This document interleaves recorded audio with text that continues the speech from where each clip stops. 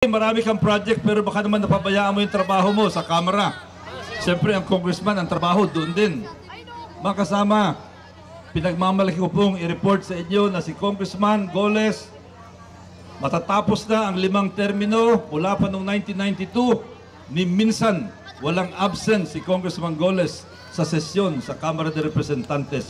100% perfect attendance po ang inyong congressman. Anong rin nila? Okay, baka parati ka na sa Kamara.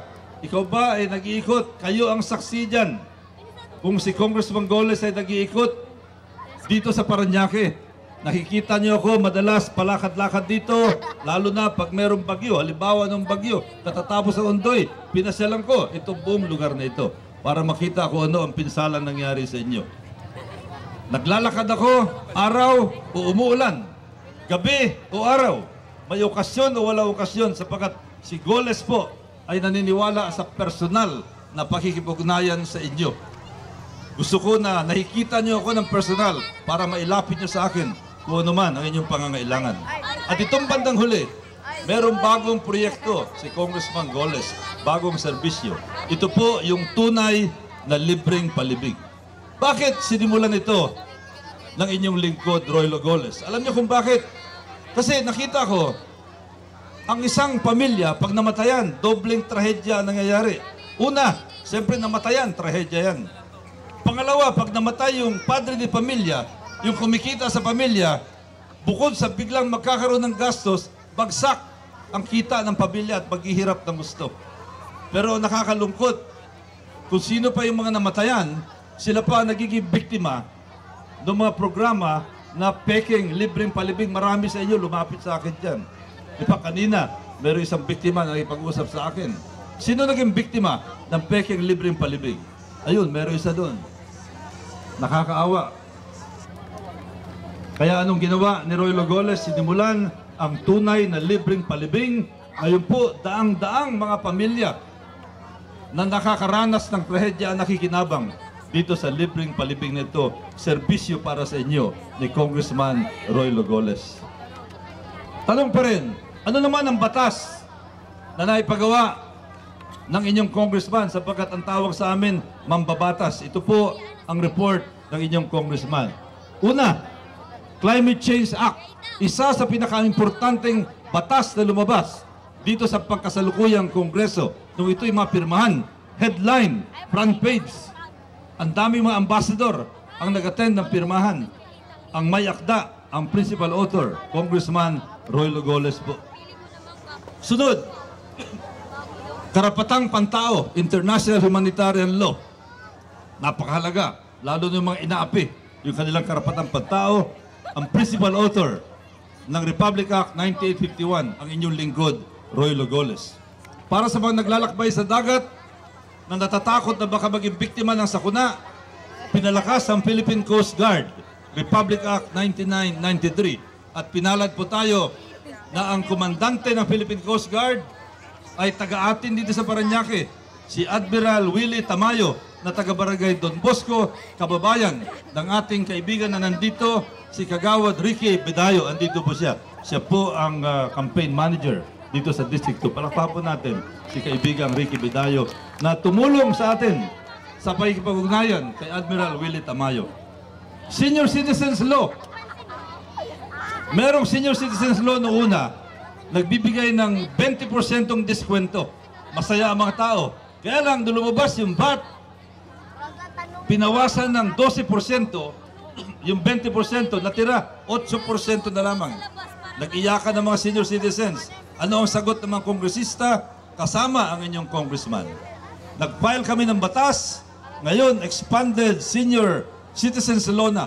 Binalik sa 20% ang discount. Kaya ngayon, ang inyong mga tatay, ang inyong mga lolo, pwede magpunta ng butika, bibili ng gamot, 20% discount. Pwede kayong dalhin sa restaurant, meron 20% discount. Paglilingkod po ng inyong congressman para sa inyo. Eskwelahan, ganun pa rin. Alam niyo, mapalad tayo ng ating mayor. Pagpasok niya, binigyan ng prioridad ang mga eskwelahan. Napabayaan ng 2nd District. Pero sa loob ng maikling panahon, 3 eskwelahan ang tinatag.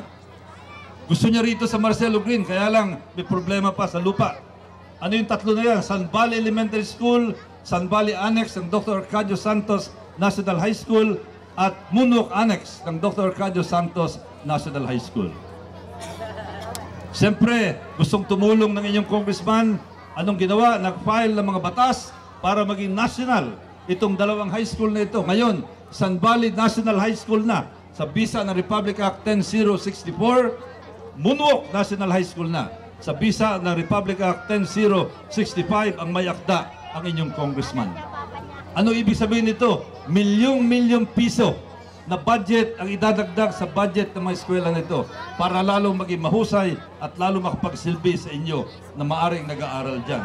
Ito ay dagdag doon sa dalawang high school na naging national sa bisa din ng batas ng mayakda si Congressman Goles, Parañaque National High School, Republic Act 7841, Dr. Arcadio Santos National High School, Republic Act 8844. Apat na high school po ang naging national high school ang may akda ang inyong Congressman Roy Logoles. Paglilingkod ko sa inyong lahat. Mga kababayan, matagal na po ako nagsisilbi sa gobyerno. Ilang dekada na. Marami na mga pwesto na hinawakan. Deputy Administrator ng Marina, Postmaster General, malalaking opisina, National Security Advisor, Cabinet Member, 5 termino na congressman. Malaking budget ang hinawakan, bilyong-bilyong pisong budget ang hinawakan ng inyong congressman. Pero pinagmamalaki ko pong i-report sa inyo ng inyong congressman ni minsan hindi po nagkakaso sa opisina ng ombudsman. Malinis po ang record ng inyong congressman. Hindi nagkakaso sa anumang korte sa Pilipinas. Kahit na jaywalking, wala po. Sapagkat si Roy Logoles gumagalang sa mga batas sa Pilipinas. At ako'y natutuwa na dito sa tinatawag kong responsableng gobyerno, RG, hindi lamang po ako naniniwala dyan. Ang ating mayor, unang-unang halimbawa ng isang taong naniniwala sa responsableng gobyerno at kitang-kita ito sa kanyang record na sa loob ng maikling panahon, pinaganda niya ng gusto ang mukha ng Parañaque. Yan ay walang iba kundi ang ating mayor, June Bernabe. Natutuwa ko ng ating Vice Mayor ay naniniwala rin at kitang-kita yan sa kanyang magandang record bilang presiding officer ng Sanggunian. Walang iba, Vice Mayor Gus Tambunting. At nandito po ang mga kalalakihan at kababaihan na handang magpatuloy ng paglilingkod o kaya maglingkod. At alam ko sila rin ay naniniwala sa prinsipyo ng responsableng gobyerno. Nandito po sila.